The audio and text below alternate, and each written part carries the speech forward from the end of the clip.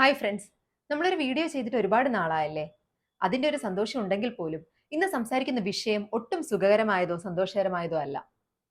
നിങ്ങൾ പലരും അറിഞ്ഞു കാണും, നമ്മുടെ കൊൽക്കത്തയിലെ ആർ.ജി. ഖർ എന്ന മെഡിക്കൽ കോളേജിലെ ഒരു 31 വയസ്സുകാരിയായ യുവ ഡോക്ടർ, അവര് 2ാം വർഷ PG വിദ്യാർത്ഥിനിയാണ്. അവരുടെ ഡ്യൂട്ടി സമയത്ത് ആ ഹോസ്പിറ്റലിന്റെ ഉള്ളിൽ വെച്ച് തന്നെ അതിക്രൂരമായി റേപ്പ് ചെയ്യപ്പെടുകയും കൊല്ലപ്പെടുകയുമാണ്. ഇതിനെതിരെ പ്രക്ഷോഭങ്ങളൊക്കെ ഉണ്ടെങ്കിൽ പോലും നമ്മുടെ മുഖ്യധാരാ മാധ്യമങ്ങൾക്ക് ഇത് എല്ലാ ആളുകളിലേക്കും എത്തിക്കേണ്ട ഒരു വിഷയമാണെന്ന് തോന്നാത്തത് കൊണ്ടും അവരതൊന്നും ഏറ്റെടുക്കാത്തത് കൊണ്ടും ഡോക്ടർമാരല്ലാത്ത പല ആളുകൾക്കും ഇതിന്റെ വിശദാംശങ്ങളൊന്നും അറിയില്ല എന്ന് മനസ്സിലായി. അതുകൊണ്ടാണ് ഇതിനെപ്പറ്റി ഒരു വീഡിയോ ചെയ്യാമെന്ന് വിചാരിച്ചത്. കാരണം നിങ്ങൾ ഓരോരുത്തരും അറിഞ്ഞിരിക്കേണ്ട, അത് നിങ്ങൾ സമൂഹത്തിൽ ഏത് ജോലി ചെയ്യുന്നവരായാലും, ഏത് സാമ്പത്തിക സ്ഥിതിയിലുള്ളവരായാലും, ഏത് നിലയിലുള്ളവരായാലും അറിഞ്ഞിരിക്കേണ്ട, നിങ്ങളെ ഓരോരുത്തരെയും ബാധിക്കുന്ന രണ്ട് പ്രധാന പ്രശ്നങ്ങൾ ഈ സംഭവത്തിലുണ്ട്. അതുകൊണ്ട് തന്നെ നിങ്ങളുടെ ജീവിതത്തിന്റെ 5-10 മിനിറ്റ് നൽകി ഈ വീഡിയോ അവസാനം വരെ കാണണമെന്ന് താഴ്മയെ അപേക്ഷിക്കുകയാണ്. ഇപ്പോൾ നടന്ന സംഭവം പറയാം. ഈ ഡോക്ടർ അവരുടെ 36 മണിക്കൂർ നീണ്ട ഡ്യൂട്ടി ഷിഫ്റ്റിനിടയ്ക്ക് അവർക്ക് റെസ്റ്റ് ചെയ്യാനോ ടോയ്ലറ്റിൽ പോകാനോ പോലുമുള്ള ഫെസിലിറ്റികൾ ആ ഹോസ്പിറ്റലിൽ ഇല്ല. ഒരു ഡോക്ടേഴ്സ് റൂം ഇല്ല. അതുകൊണ്ട് തന്നെ അവർ സെമിനാർ റൂമിലാണ് രാത്രി 2 മണിക്ക് ശേഷം ഉറങ്ങാൻ വേണ്ടി പോകുന്നത്. ആ സമയത്ത് അവിടേക്ക് ഏതൊക്കെ അക്രമികൾ എത്തുകയും അവരെ ക്രൂരമായി പീഡിപ്പിച്ച് കൊലപ്പെടുത്തുകയുമാണ്. ആ ഡോക്ടറുടെ പോസ്റ്റ്മോർട്ടം റിപ്പോർട്ട് പ്രകാരം അവരുടെ ദേഹത്തുള്ള മുറിവുകൾ അത് വായിച്ചു കഴിഞ്ഞാൽ നമ്മുടെ ഉറക്കം നഷ്ടപ്പെടും. അത്രയ്ക്ക് ക്രൂരമായി പൈശാചികമായിട്ടാണ് അവരെ ഉപദ്രവിച്ചിരിക്കുന്നത്. ഇതിന് അവരുടെ വീട്ടിലേക്ക് ആദ്യം ഹോസ്പിറ്റലിൽ നിന്ന് വന്ന കോള് നിങ്ങളുടെ മകള് ആത്മഹത്യ ചെയ്തു എന്ന് പറഞ്ഞിട്ടാണ്. അവരുടെ ബന്ധുക്കള് ഹോസ്പിറ്റലിൽ എത്തിയ ശേഷം ഒരുപാട് മണിക്കൂർ കാത്തു നിന്നിട്ടാണ് മൃതദേഹമെങ്കിലും ഒന്ന് കാണാൻ സാധിച്ചത്. കണ്ടപ്പോൾ ആ മൃതദേഹത്തിൽ വസ്ത്രം പോലും ഇല്ലായിരുന്നു. ദേഹം ആ സകലം ആഴത്തിലുള്ള മുറിവുകളായിരുന്നു. അങ്ങനെയുള്ള അവസ്ഥയിൽ അവര് അതിനെതിരെ അന്വേഷണം വേണമെന്ന് പറഞ്ഞു പോയപ്പോൾ അത് പ്രകാരം CBI അന്വേഷണത്തിന് ഉത്തരവാകുകയും ചെയ്തു. ഡോക്ടർമാരുടെ പ്രക്ഷോഭം കൂടെ നടക്കുന്നുണ്ടായിരുന്നു. അന്ന് രാത്രിയിൽ 13-ാം തീയതി രാത്രിയാണ് CBI അന്വേഷണത്തിന് ഉത്തരവാകുന്നത്. 14-ാം തീയതി രാത്രിയിൽ ഇന്ത്യ സ്വാതന്ത്ര്യദിനം ആഘോഷിക്കുന്നതിന്റെ ആ രാത്രിയിൽ അന്ന് ഈ ഡോക്ടറുടെ സംഭവത്തിൽ അപലപിച്ചുകൊണ്ട് ധാരാളം ഡോക്ടർമാര്, പ്രത്യേകിച്ച് വനിതാ ഡോക്ടർമാര് ഒരു കാൻഡിൽ ലൈറ്റ് മാർച്ച് നടത്താൻ പ്ലാൻ ഉണ്ടായിരുന്നു. ആ സ്ഥലത്തേക്കാണ് 3000-ഓളം ഗുണ്ടകൾ വന്നിറങ്ങുകയും അവരെ അക്രമം അഴിച്ചുവിടുകയും ചെയ്തത്. ഡോക്ടർമാരെയും അവിടെ ഉണ്ടായിരുന്ന രോഗികളെയും ബന്ധുക്കളെയും എല്ലാവരെയും അവർ ഉപദ്രവിച്ചു. ആ ഹോസ്പിറ്റൽ ഫുൾ അവർ അടിച്ച് തകർക്കുകയാണ് ഉണ്ടായത്.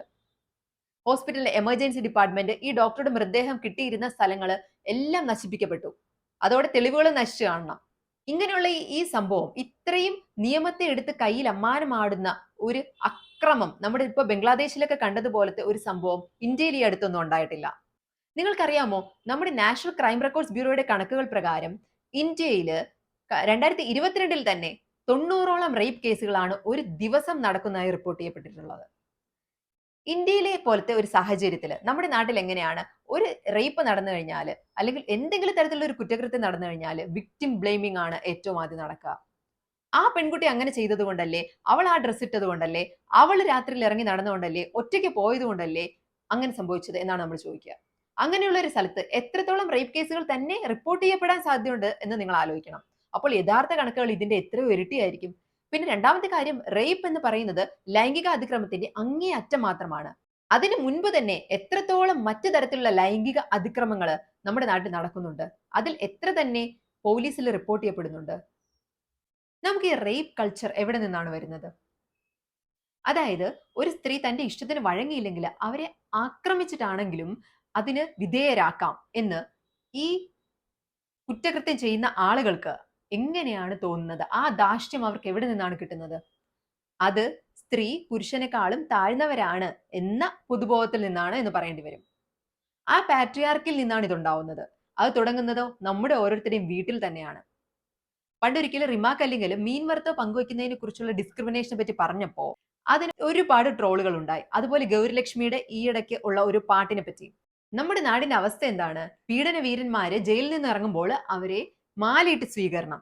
സൗഹൃദ സദസ്സുകളിലൊക്കെ സെക്സ് ജോക്കുകൾ പറയുന്നവർ ഹീറോ ആയി മാറുന്നു. അതേപോലെ സ്ത്രീകളെ മോശമാക്കി ചിത്രീകരിക്കുന്ന, മിസോജിനി പരത്തുന്ന ആളുകള് സെലിബ്രിറ്റികളായി ആഘോഷിക്കപ്പെടുന്നു. അങ്ങനെയുള്ള ഒരു സ്ഥലത്ത് നമ്മൾ ഇതിൽ കൂടുതൽ എന്താണ് പ്രതീക്ഷിക്കേണ്ടത്? അങ്ങനെയുള്ള ഒരു മൈൻഡ് സെറ്റിന്റെ ബാക്കി പത്രമാണ് ഇതുപോലുള്ള ലൈംഗിക അതിക്രമങ്ങളും റേപ്പുമെല്ലാം. കാരണം ഈ സംഭവങ്ങളെല്ലാം തുടങ്ങുന്നത് നമ്മുടെ വീടുകളിൽ നിന്നാണ്. അവിടെ കണ്ടീഷൻ ചെയ്യപ്പെടുന്നതാണ് ഇങ്ങനെയുള്ള ഓരോ പുരുഷന്മാരും. അവനൊരു ആൺകുട്ടിയല്ലേ, എന്ന് കേൾക്കാത്ത എത്ര പെൺകുട്ടികൾ നമ്മുടെ ഇടയിലുണ്ട്? പെൺകുട്ടികളെ ഡിസിപ്ലിൻ ചെയ്യാൻ, അച്ചടക്കം പഠിപ്പിക്കാനാണ് എല്ലാ മാതാപിതാക്കളും ശ്രമിക്കുന്നത്. അതേസമയം അവരുടെ ആൺകുട്ടികൾ അച്ചടക്കം പഠിക്കുന്നുണ്ടോ എന്ന്, അവര് പെൺകുട്ടികളോടും മറ്റുള്ളവരോടും നന്നായി പെരുമാറാൻ പഠിക്കുന്നുണ്ടോ എന്ന് നമ്മൾ ഒരിക്കലും നോക്കാറില്ല, അല്ലെ? അങ്ങനെ കണ്ടീഷൻ ചെയ്യപ്പെട്ട ഭൂരിഭാഗം പുരുഷന്മാരുടെ ഒരു പ്രതിനിധിയാണ് കൂടുതൽ കുറ്റകൃത്യങ്ങളിലേക്കെല്ലാം കടക്കുന്ന ആളുകൾ. കാരണം പുരുഷൻ എന്ന ആ ഒരു ലേബല് സ്ത്രീയേക്കാൾ വളരെ മേളിലാണെന്നും പുരുഷൻ എന്ന ലേബലില് തനിക്ക് പലതും ചെയ്യാൻ അധികാരമുണ്ട് എന്നുമാണ് ഇങ്ങനെയുള്ള ആളുകൾ അവരുടെ തലയിൽ മനസ്സിലാക്കി വെക്കുന്നത്. അതിന്റെ പ്രത്യാഘാതം അല്ലെങ്കിൽ അതിന്റെ ഒരു തുടർക്കഥയായിട്ട് വരുന്നതാണ് ഈ റേപ്പ് കൾച്ചറൊക്കെ. അങ്ങനെയാണ് ഒരാൾക്ക് മറ്റേ ആളെ ഇത്തരത്തിൽ ഉപദ്രവിക്കാനുള്ള ഒരു ലൈസൻസ് ഉണ്ട് എന്ന് അവർ വിചാരിക്കുന്നത്. എന്നിട്ട് ഇങ്ങനെയുള്ള റേപ്പ് ആൻഡ് മർഡർ പോലത്തെ വലിയ വലിയ സംഭവങ്ങൾ ഉണ്ടാവുമ്പോൾ നമ്മൾ പറയുന്ന കാര്യം എന്താണ്? അവനെ അങ്ങനെ ചെയ്യണം, തൂക്കിലേറ്റാനുള്ള നിയമങ്ങൾ ഇല്ലാത്തത് കൊണ്ടാണ്, അത്ര സ്ട്രിക്റ്റ് നിയമങ്ങൾ ഇല്ലാത്തതുകൊണ്ടാണെന്നാണ്. നമ്മുടെ നാട്ടിൽ നിയമങ്ങളൊക്കെ ഉണ്ട്, പക്ഷെ അത് എത്രത്തോളം പ്രാവർത്തികമാകുന്നു എന്നതാണ് പ്രശ്നം. രണ്ടാമത്തെ കാര്യം, അത് പ്രാവർത്തികമായത് കൊണ്ട് മാത്രം ഇത് മാറാൻ പോകുന്നില്ല. അതിന് വേണ്ടത് നമ്മുടെ ആളുകളുടെ മൈൻഡ് സെറ്റ് മാറുകയാണ്. ആദ്യം മുതിർന്നവരുടെ മാറിയാൽ മാത്രമേ അടുത്ത ജനറേഷനെങ്കിലും അടുത്ത തലമുറയ്ക്കെങ്കിലും ഇതിൽ നിന്നെല്ലാം രക്ഷയുള്ളൂ. അവിടെയെങ്കിലും സ്ത്രീകൾക്ക്, പെൺകുട്ടികൾക്ക് സുരക്ഷിതമായി റോഡിൽ കൂടെ നടക്കാൻ പറ്റുകയുള്ളൂ, പൊതുവാഹനങ്ങൾ ഉപയോഗിക്കാൻ പറ്റുകയുള്ളൂ, പൊതുസ്ഥലങ്ങളിൽ പോകാനും ജോലി ചെയ്യാനും പറ്റുകയുള്ളൂ. നമ്മൾ ഇന്ന് സംസാരിക്കേണ്ട രണ്ടാമത്തെ വിഷയം വർക്ക് പ്ലേസിലെ സേഫ്റ്റിയാണ്, നമ്മളുടെ ജോലി ഇടങ്ങളിലുള്ള സുരക്ഷിതത്വമാണ്. നമ്മൾ വീടിനേക്കാൾ സുരക്ഷിതമായിട്ട് കരുതുന്ന സ്ഥലമാണ് ഈ വർക്ക് പ്ലേസ് എന്ന് പറയുന്നത്. ഇപ്പോൾ കണ്ട ആ ഡോക്ടറുടെ കാര്യത്തിൽ പോലും നമ്മൾ ഓരോരുത്തരും ഓരോ ഗവൺമെന്റ് മെഡിക്കൽ കോളേജിൽ പഠിച്ച ഡോക്ടറും വളരെയധികം മണിക്കൂറുകൾ കണ്ടിന്യൂസ് ആയി ഡ്യൂട്ടി എടുത്തുകൊണ്ടും വളരെ കഷ്ടപ്പാടുകൾ സഹിച്ചുമാണ് ആ ഡോക്ടർ എന്നുള്ള ആ ഒരു പ്രൊഫഷനിൽ എത്തിയത്. പക്ഷെ ആളുകൾ കാണുന്നത് വളരെയധികം പണം സമ്പാദിക്കുന്ന, വളരെയധികം ലക്ഷറിയിൽ ജീവിക്കുന്ന ഡോക്ടർമാരെ മാത്രമാണ്. അതിന് പിന്നിലുള്ള, അതിന് മുൻപേ ഉള്ള കഥകളൊന്നും ആർക്കും അറിയില്ല. എല്ലാവരെയും പോലെ തന്നെ ഒരു സാധാരണ മിഡിൽ ക്ലാസ് ഫാമിലിയിൽ ജനിച്ച് വളർന്നിട്ട് നന്നായിട്ട് പഠിച്ച് കഷ്ടപ്പെട്ടിട്ട് തന്നെയാണ് ഓരോരുത്തരും ഡോക്ടർ ആവുന്നത്. അതേപോലെ തന്നെയാണ് മറ്റു ജോലികളും. ക്രീം ഓഫ് ദ സൊസൈറ്റി എന്ന് നിങ്ങൾ കരുതുന്ന മറ്റു ജോലികളെല്ലാം.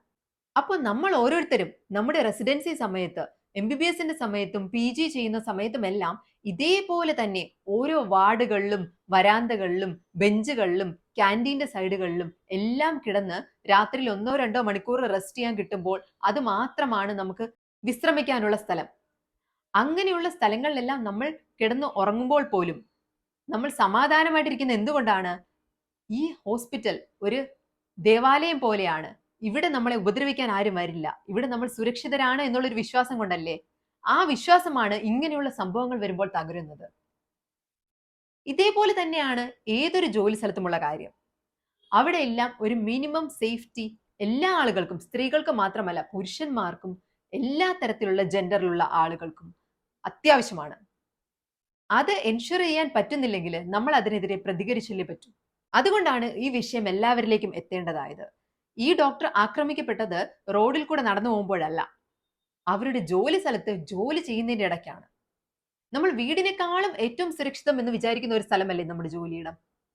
കാരണം അവിടെ സെക്യൂരിറ്റി ഉണ്ട്, ക്യാമറകൾ ഉണ്ട്, അവിടെ നമ്മളോട് ജോലി ചെയ്യുന്ന മറ്റു കൊളീഗ്സ് ഉണ്ട്. ഇങ്ങനെയുള്ള ഒരു സ്ഥലത്ത് ഇത്തരത്തിലുള്ള ഒരു അക്രമം സംഭവിക്കുക എന്ന് പറഞ്ഞു കഴിഞ്ഞാൽ പിന്നെ എവിടെയാണ് നമ്മൾ സുരക്ഷിതരായിട്ടുണ്ടാവുക? നമ്മൾ ഇന്ന് ജോലിക്ക് പോയിട്ട് തിരിച്ചെത്തിയില്ലെങ്കിൽ ആർക്കാണ് ആ നഷ്ടം വരിക? നമ്മുടെ ബന്ധുക്കൾക്കും വീട്ടുകാർക്കും മാത്രമല്ലേ. അതിനു വേണ്ടിയാണ് ഇപ്പോ ആ കൊൽക്കട്ടയിലും അവരുടെ സപ്പോർട്ട് ചെയ്തിട്ട് നമ്മുടെ കേരളത്തിലും ഇന്ത്യയിൽ ഒട്ടാകെയുള്ള ഡോക്ടർമാരെല്ലാവരും സമരം ചെയ്യുന്നത്. ഇത് നിങ്ങൾക്ക് ഓരോരുത്തർക്കും വേണ്ടി കൂടെയാണ്. അതായത് ഇന്ന് ആ പെൺകുട്ടിക്ക് സംഭവിച്ചത് നാളെ എനിക്കായിരിക്കാം, നിങ്ങൾക്കായിരിക്കാം, അല്ലെങ്കിൽ നിങ്ങളുടെ വീട്ടിലുള്ള ഏതെങ്കിലും ഒരു സ്ത്രീക്കായിരിക്കാം. ആർക്ക് വേണമെങ്കിലും ഇത് സംഭവിക്കാം. നമ്മുടെ നാട്ടില് ഇങ്ങനെ പേടിച്ച് വിറച്ച് സേഫ്റ്റിയാണ് ഏറ്റവും വലിയ ഇൻഡിപെൻഡൻസ് എന്ന് വിചാരിച്ച് ജീവിക്കേണ്ട അവസ്ഥയാണ് ഓരോ സ്ത്രീക്കും ഉള്ളത്. അത് മാറ്റാൻ വേണ്ടിയാണ് നമ്മൾ മുന്നോട്ടിറങ്ങേണ്ടത്.